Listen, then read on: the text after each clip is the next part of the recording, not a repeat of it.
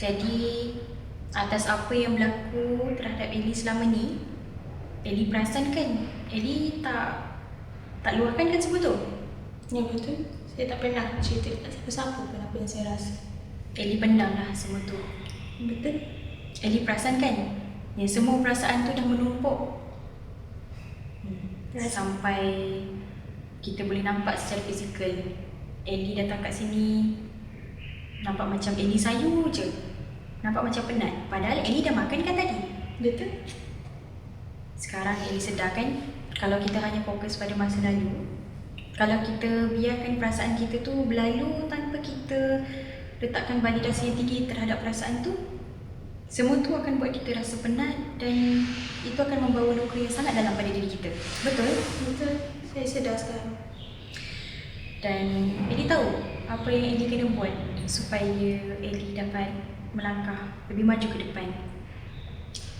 Saya rasa saya kena lupakan apa yang jadi dan mungkin dengan bercerita dekat someone tentang apa yang saya rasa, saya sedikit sebanyak saya boleh melangkah dengan lebih yakin.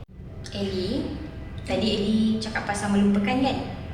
Sebelum ni Ellie pernah tak cuba untuk lupakan arwah ibu? Takkan pernah, takkan boleh.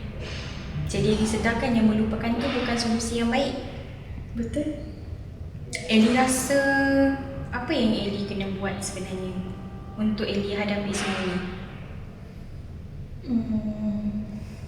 Mungkin saya kena terima yang ibu meninggal bukan sebab saya, tapi sebab tadi. Kalau Ellie boleh terima yang ibu Ellie meninggal bukan sebab Ellie tapi sebab tadi, jadi Ellie kena buat benda yang sama terhadap situasi yang berlaku sekarang.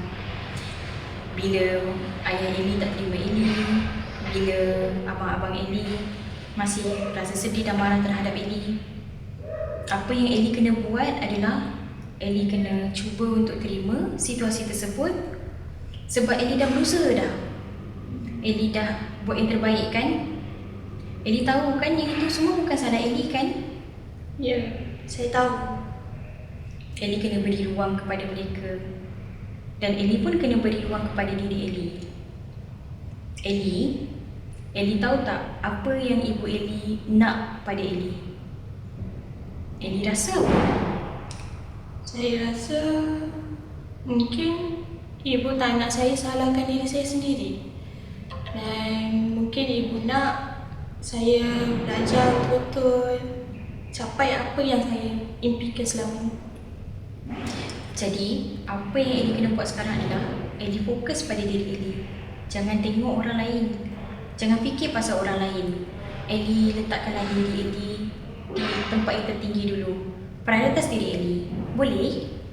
Boleh, saya cuba. Saya nak sarankan Ellie, kalau Ellie masih lagi merasai kesedihan tu, Ellie boleh buat journaling. Ellie pernah dengar pasal journaling? Tak. Ellie tak pernah dengar pasal journaling. Journaling ni adalah bila mana kita menulis tentang apa yang kita rasa. Setiap hari bila Ellie bangun tidur ataupun sebelum tidur, Ellie tulis apa yang Ellie nak capai, apa yang Ellie nak dapat, apa yang Ellie rasakan. Pastikan Ellie keluarkan semualah yang terpendam dalam diri Ellie. Kalau Ellie tak tahu dekat mana nak meluah, Ellie luahkanlah pada buku ataupun pada kertas. Boleh? Boleh. Kalau macam tu, itu homework yang Ellie kena buat. Saya rasa untuk kes Ellie ni, kita perlu lanjutkan kita punya sesi. Ellie okey kalau kita lanjutkan sesi kita? Saya okey. Okey, baguslah. Kalau macam tu, untuk sesi seterusnya, saya nak tengok perkembangan diri Ellie. Pastikan Ellie buat homework, buat journaling tu tau. Okey. Terima kasih Ellie untuk sesi kali ni. Tadi saya nampak Ellie macam sayu, penat. Sekarang dah tersenyum dah sikit. Rasa ringan kan? Ya, betul. InsyaAllah semoga Ellie dapat kekalkan pencapaian ni. Okey? Okey. Terima kasih Ellie.